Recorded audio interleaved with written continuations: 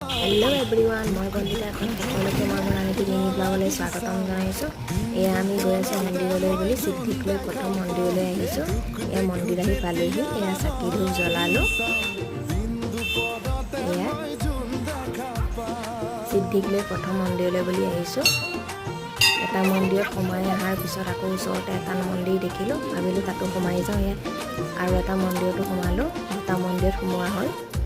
এয়া তাত সোমাই পেলাই চাকি ধূপ জ্বলোৱা হৈছিল। এয়া চাকি ধূপ জ্বলাইছিলোঁ।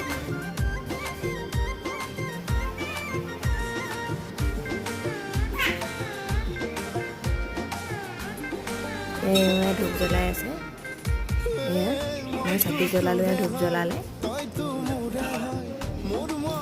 আমি যোনটো মন্দিৰলৈ গৈছিলোঁ তাৰ ওচৰতে এটা মন্দিৰ আছিলে, তাতো সোমাই আহিলোঁ।